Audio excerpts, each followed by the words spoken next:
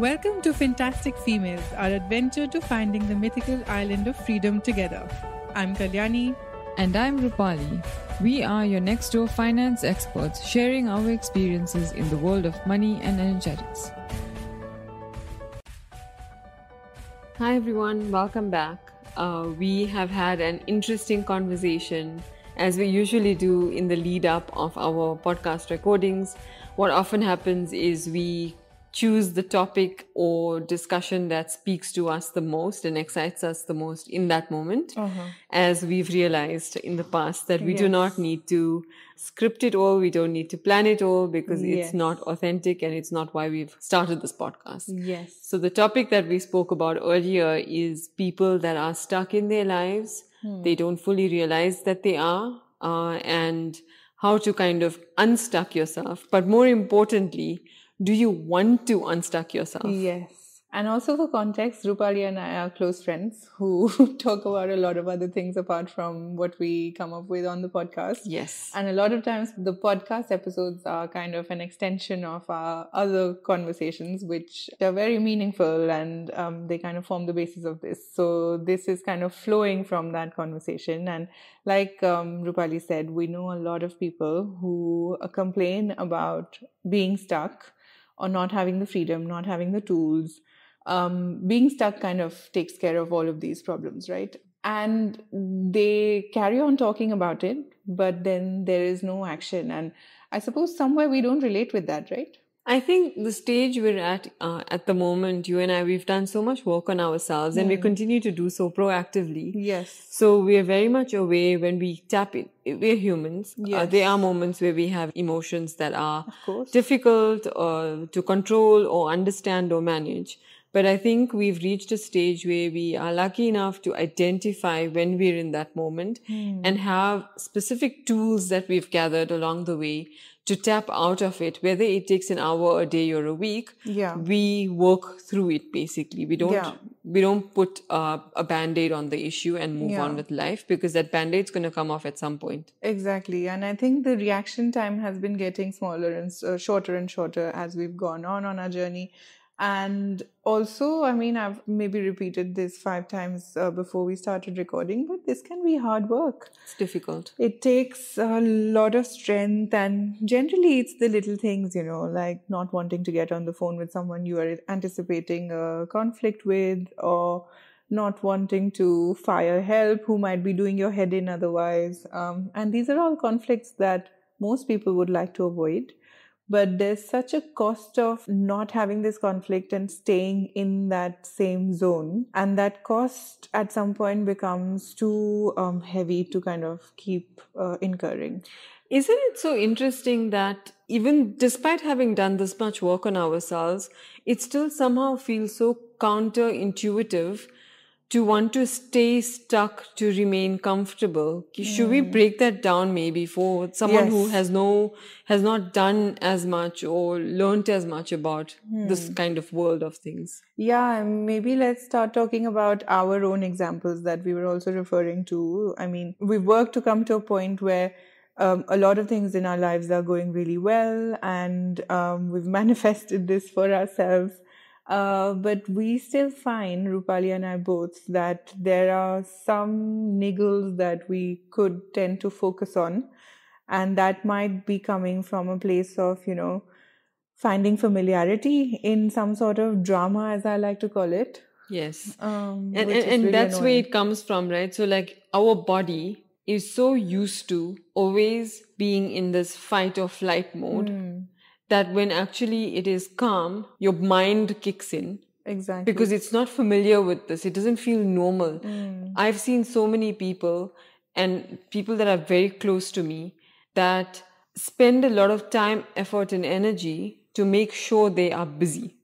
Because when they're free, they don't know what to do with themselves. Totally. Like, you hear these people saying that, oh, I can't sit still, she can't sit still, he can't sit still. But that's because they're not used to it. They don't know what that is. So their body automatically moves into this mode of kind of trying to protect it through familiarity of the busyness. Yeah. And it could show up in so many different ways, right? Like my recent experience has very much been about a lot of things that I was hoping for a long time kind of lining up at the same time, which means that a lot of manifestations are coming true in the physical plane. We're having like a spiritual discussion here, but also that means that there's a lot of change coming up as well, right? Which is new for the nervous system. And in some ways, my nervous system was just shutting down and making me rest the whole time. Like these past 6 months, I've felt like I rested and slept more than I ever have, to be honest. And that itself was then, playing with my mind. And then I had to kind of understand that this is coming from a place of finding some sort of calm amongst all the change because it's so new for the nervous system. So this is maybe one aspect of it. But the other aspect could be hiding it under things, like you said, under being busy, under being productive, whereas you could just be, running in a hamster's wheel and not achieving much. Exactly. It links back to one of the stories we put on our page saying people, they feel so fulfilled when they've had a busy day. And that's due to something like this. It kind of biology of it all works and the neurology of it all works is that it's an example that I've heard many times over. So you may have heard of it too, but as in the listener, you, Kalyani, have 100% heard of it. Yes. But when we are kids, we don't know how to walk, and that becomes a challenge, right? But as soon as you start walking, today I don't think about how I need to walk. Similarly, when you're busy, you don't need to think about how to be busy. You're just busy. Yeah. But when you're free, your body doesn't know how to be free. Exactly. And so you need to figure it out and kind of, that's why you may resist being free because we think, oh, I'm sure I'm forgetting something. I'm sure I need to be doing something, but maybe not. Yeah. Yeah. And it shows up like really talking about the physical aspects. For me, it shows up as a very heavy feeling in my chest for years. And I didn't even realize it until I got rid of it. Two things used to happen to me all the time. I would wake up with a heavy feeling on in my chest, as if there was literally a weight on my chest. And, like they make you do Kegel exercises with your pelvic floor if you've been to certain classes or especially for women's classes during pregnancy, etc. I realized that my pelvic floor would never rest. So for most women, they would get them to practice tightening the pelvic floor. Mine was always so tight that it couldn't tighten anymore, so I would not feel anything there. This would happen, and recently what I've noticed maybe in the last 2-3 years is my jaw gets really tight and I can really feel, the muscles under my ear. I often have to massage them. I feel like my jaw isn't closing properly and there's constant tension here. And these are all like very psychosomatic ways of the body telling you that you're holding on to tension, right? Yes. For anyone that's interested in this topic, I read the most amazing book called Soul Speaks. And that's essentially based on your soul speaking to you through your body. Oh, that's very interesting. So it's very literal where, you sometimes have upper back pain and that means that you could feel like you have too much weight on your shoulders in the form of responsibility. Your lower back pain persistently may mean that you don't have enough support in your surroundings. And so unless you find that support through whatever means, your back pain will stay no matter how much you go for physio, no matter how much you put painkillers, whatever it is, it will stay for as long as you don't address that issue because your soul is telling you something through your body. And so this is so interesting. Highly recommend it. Yeah, thanks for sharing that. And I knew about the knee being a representation of change. And I had knee trouble just when I was going through some change a few years ago. And this comes up in so many things, right? Like if you read Joe Dispenza or if you go through his content, amongst others, there are so many stories of not just himself, but even people who've heard him and followed his techniques, etc., who've gotten rid of, illnesses. Chronic illnesses. Yeah, life-threatening illnesses, because in the end, it all comes down to energy. Yes. So this is basically, in summary, why we all by default think that obviously I want to be unstuck. Obviously I want this free, amazing life. But these are some of the reasons why you may not want it, because it's familiar. Yes. It's not unfamiliar. And when you're in a place that's not familiar to you, your body goes into this, oh my goodness, I don't know what to expect. I don't know what to prepare for, even though it's a good a place to be in. And let's kind of cover a little bit of theory. Between Rupali and I and our courses, we'll have a lot to share in terms of the theory behind this. So let's kind of start breaking down conscious mind, subconscious mind, Yes. since we've gone into this direction. And from what I have learned, you please share your inputs as well. The subconscious mind is about, if you think of it as a circle or a pie chart, subconscious mind is about 90% of the pie chart. Yes. And it is 6,000 times as powerful as the conscious mind.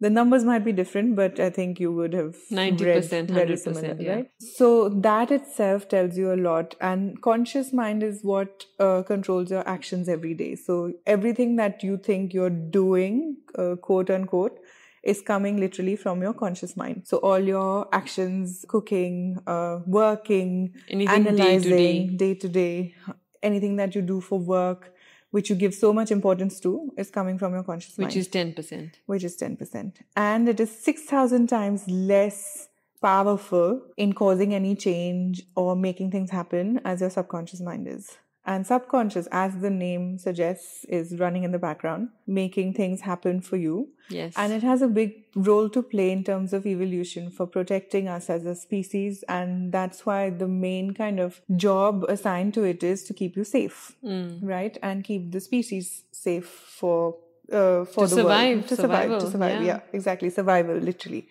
And this is why a lot of times it goes into the fight or flight mode, etc. And that's because back in the ancient times, you would literally, if there's an animal around you, you would either have to fight it or you have to flight. Exactly. Those were the only two options for survival. Exactly. So our body still carries that. Yeah, because modern history is such a blip in the whole Yes. timeline that we've kind of worked through as a species in terms of evolution.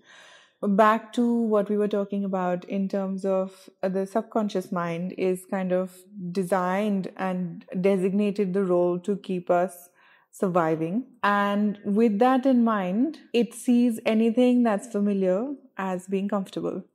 And that familiarity could sometimes mean toxic situations as well. Yes. It could mean anything. Yes. So because it likes familiarity over anything else, because it thinks that's your comfort zone, it will carry on attracting similar patterns, similar situations. So you may have seen, in a family, a mom and a daughter would maybe have similar relationships or similar patterns in their relationships. Or it's like the Stockholm syndrome, right? Yeah. Where the person who was kidnapped is suddenly attached by the kidnapper. Yeah. Because of the familiarity. Exactly. And this plays up in so many different ways. It could also be within the same person's life. As a child, you would have had an experience, positive or negative, and you carry on seeing the effects of that as an adult. So a lot of this is positive, and a lot of these patterns do help us, but the ones that don't help us are the ones that keep us stuck. Yes, and those are the ones that you tend to convince yourself are the right thing for you. Yes. Despite within you, it's not, but the familiarity of the situation keeps you stuck. And that's why we see a lot of people that are in victim mindset, where they are happy to complain and offload, but they're too scared to take the steps to change it, because as we said, that's the difficult work. It's empowering because it's within you. We cannot change, and that's something you have to learn through experience. We cannot change people around us. That is like 100%, like it's a fact, but you can change how you react and how you behave. Are you responding or are you reacting? And so I think in a nutshell, the image that comes to my mind is the iceberg, which is also linked to your subconscious, conscious mind. And if you visualize where, the Titanic, it hit this iceberg, the tip is all that people could see, but actually it was the iceberg itself underwater that was the issue problem. That was the real kind of driver of the entire situation. And so similarly, it's your subconscious mind that drives all of this. And I think through awareness, so how do you kind of bring more subconscious into your conscious? That is the everyday kind of exercises and things that you're able to do. Yeah. And we highly advise that if someone is keen to take steps in the right direction, that you get the help through whatever means works for you. Yeah, there are so many resources available in this day and age with all different, budgets and different skill sets, etc. as well. So that is something that we'll kind of keep for the end of the episode, maybe. Yes, we can share a link in the show notes Yeah. of a free coaching resource that's available through a platform that I'm a member of. How amazing is that? And it doesn't always have to be one-on-one coaching. It could be group coaching. It could be listening to more positive stuff, reading more positive stuff, and having positive conversations. The decision to want to change is the biggest thing you can do for yourself, because as soon as you do that, you see everything from a different light, right? It's like you're wearing a pink sunglasses.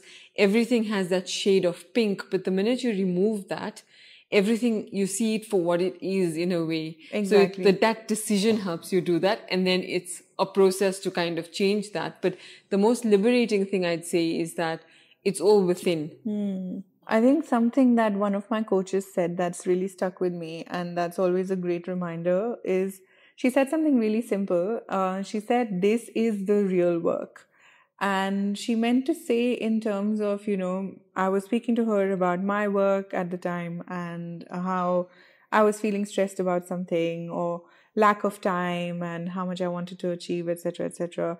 And there's never enough time to do, let's say, reflection or meditation or whatever tool that you choose to focus on. And she simply just said, even if you do it for 5 minutes, this is the real work. And it didn't hit me at that time. But now I think it really makes sense, because anytime you choose to make a change, it feels so uncomfortable.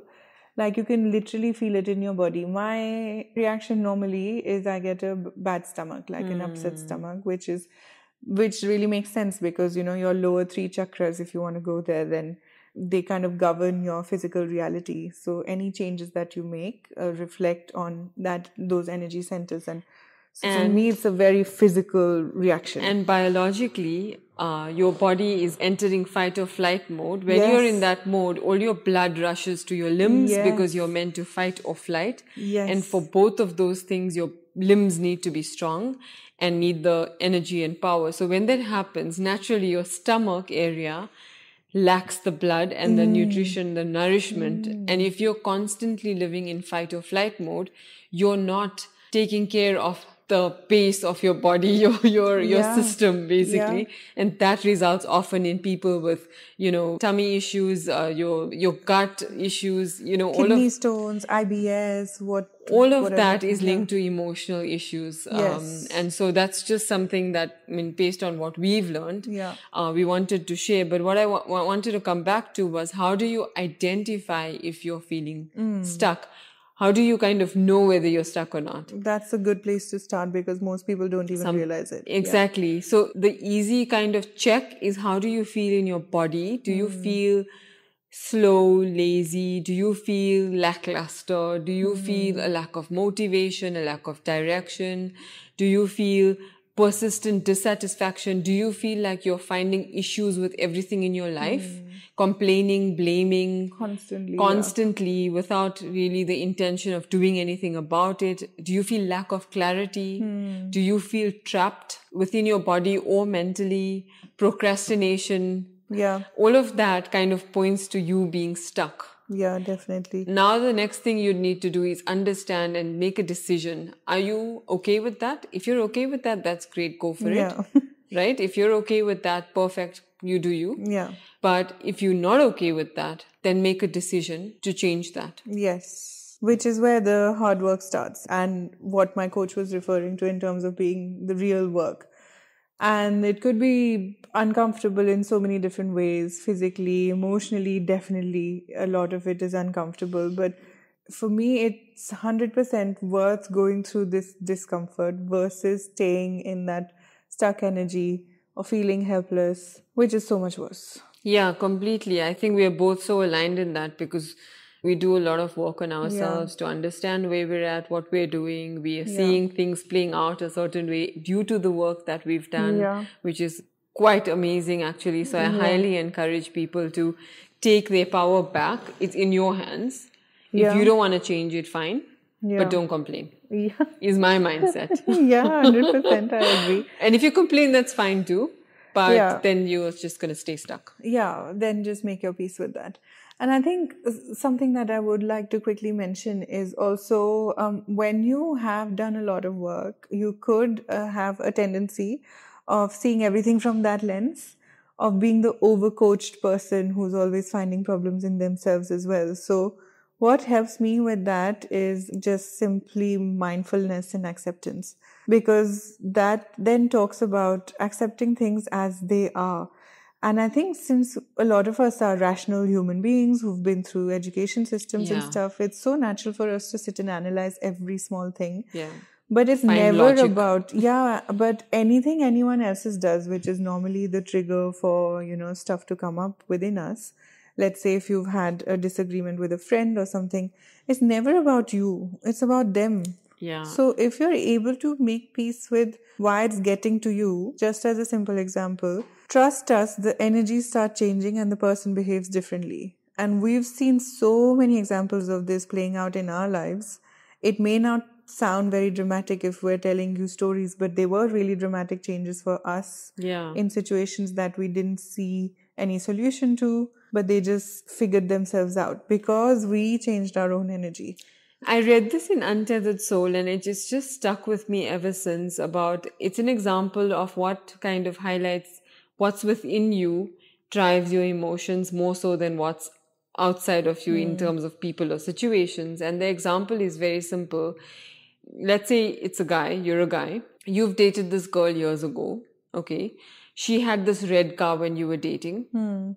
This particular model of the car, 10 years ago, let's say. And you had a really sad, heavy breakup, really heartbreaking, which you've still held on to, but you've not fully realized that you're still holding on to it, but you have. Now, each time you pass any red car or that model, that will take you back to that and you'll have this emotion about it. You'll either be, in this situation, if it is a bad breakup, you'll be negative about it. It'll feel heavy. And suddenly in that moment, you forget everything around you and it takes you back to that situation. Whereas if it's someone else that's next to you that has nothing to do with this red car, didn't live through this experience you've had, they won't even notice the red car. No, exactly. So when you're picking up on certain emotions and things that are triggering you deeply or affecting you but aren't affecting other people, it's about what's within you. Exactly. And sometimes you don't even need to, if you know something is getting to you, you don't even need to know where it's coming from. I used to love the digging part before when I started on my journey in 2014, around that time. I used to love that part because that used to fuel my analysis gene or my need to know. But when so many years later, that doesn't give me any additional satisfaction. It probably adds some element of blaming it on someone else or blaming it on myself. And then you have to again work on forgiveness and stuff like that. Whereas if I'm just able to resolve the trigger where that red card doesn't affect me anymore, then that's gone. I mean, the breakup just resolves itself through resolving the trigger. Exactly. It's easy, yet it's difficult, right? Yes, exactly. And I think And powerful. Very much so. And I think something else that I would like to introduce in brief is also the relationship between the mind, body, and emotions. And you could basically affect any of these through any of these. What I mean to say is if you're having bad thoughts in your mind, which leads to sad emotions, your body will probably start feeling really lazy or whatever it shows up as for you. If you are able to either change your thoughts, conventional wisdom would probably say, oh, don't think like that. That doesn't work for me. Instead, if you're able to go for a nice yoga class or go for a Zumba class, something that brings your vibe up, that would in effect make you feel better and your thoughts will begin to change as well, which then affects your reality. Because people pick up on vibes. We're all pure energy in the end, right? Yeah, you notice, right? When you're in a room, you notice when someone walks in and you're like, oh my goodness, this person has brought such a heavy energy with them. And we literally find ourselves saying it without fully realizing it is this heavy energy they brought with themselves. Or even on calls, like sometimes you're just like, oh my God, I feel so drained after this call every time. It could be your near and dear ones as well. But that's literally because they're draining you of that energy because you're connected to them. Sometimes you don't need to be in physical proximity with them as well. Exactly. So in How that do sense, if you're able to kind of influence your energy, whether it's through mind, body, or emotions, then it has a ripple effect on the rest of your vibrations. For our listeners out there, what are practical ways to raise your vibration or to increase your frequency or to be more kind of less heavy or lighter? What are the practical steps or few things that someone could do today without having gone to a coach or anything too complex? Okay, that's a great question. For me, coming back to my body always really works. And I don't know if it's to do with, once again, being rational beings or kind of being more analytical. I don't know if that's the case, because then the body gives you a very physical aspect to monitor. And it means I move my body, I go for a walk, I do something like that. Or just check in with my body, see where I feel the pain literally, and hug the pain, welcome it, make it feel secure. Because giving it that attention pretty much dissolves it. This is the practice of mindfulness. Yes, being so present in it that it's no longer a thing, because when Yeah. you're trying to ignore something, it'll keep coming, right? Yes, and this feels really uncomfortable, I have to say. But it feels uncomfortable for the 10 minutes, 20 minutes, an hour, instead of feeling uncomfortable for the rest of my life. Yeah. Because I've come to a point where very proactively, if I'm aware of something getting to me, I don't want to carry it on. No, agree. And then another way actually that I also found useful for people that rather use their minds than their bodies. I think going back to your body is always an easy way to shift your energy or your mindset. But if you want to go back to your mind, a daily practice of just doing a couple of things that makes you feel like, wow, this is my life. Even if it means a walk, which is physical, it means a good song, a dance, a movement. It could be A drink. a drink, go for a coffee out at home, make your coffee, sit and, it could be anything. Just choose one thing a day. Set the intention to do that one thing that makes you love your life. Your whole situation, your family, your spouse, your kids, your parents could be let them get on with it. Take that 5 minute, 10 minute, half an hour for you and do that one thing that makes you love life, because through that, you'll slowly realize that actually I am loving my life. There are positive things, because when you get stuck in a cycle, you often tend to forget the other things that are happening. We are so laser focused on the negative things because we're always in this battle mode. Yeah, but I have a big caveat for what you said. It sounds amazing, but we know so many people who sit with their beverage and think about the same drama that they're trying to change. And then that's not serving the purpose. That's not taking you anywhere where Rupali is trying to point you to. So if you do choose to do something that is kind of more as part of your daily life, whether it's having that hot beverage, like she said, or even watching TV or coloring or whatever it is that makes you really happy and makes you grateful for your life, then be in that experience 100% fully, to the point, like if you're watching TV, and I often have to remind myself about this, throw the phone away. If the TV series or movie is about being in a certain world, feel like you're part of that. TV is a tricky one, but if you do anything else, if you're having, let's say, your morning tea, then really savor the tea, try and kind of feel the sugar in that, feel the cream come through, etc. I agree with you. What these little things do is that they remind you and they force you into doing things that you like. Yes. Versus just letting your day play out the way it plays out, because then you don't have any control over it. So you deciding to do something is you taking control of that half an hour or 5 minutes or 10 minutes or whatever it is. And at the end of the day, acknowledge that, oh, I did this and I liked it. Yes. I did this, I liked it, and I want to do more of it. Exactly. One other thing you can do is whatever it is that works for you, where you feel like you've lost track of time, where you feel like you're in this flow state. Find something like that. For people, it could be dance, music, instruments. It could be painting. It could be anything, meditation for some, anything. Those are practical things you could do. Now, if all of this feels like it's a little far removed for you or not practical for you, what you can do is try something new and exciting. It could be big or small. It could be a skydive, or it could be when you're walking, when you're going on your evening walk, take a different route. Yeah. It could be something as little as that, right? Try something new, do something different. We've all heard of the thing where you say, where people comb their hair with the left hand, try it with your right hand. Little things like that. You can connect with friends, but not, I think, even with friends and people, it's easy to get stuck in this loop of a conversation at times. So be very mindful about what conversation you're engaging in, how you're kind of being in that situation. Have that, that connection with someone, that deep, open heart connection. I think that's what we value with our conversations, right? It's just, we kind of just dive straight in. Yeah. And which makes it so great. Yeah. The other thing is just show yourself some love.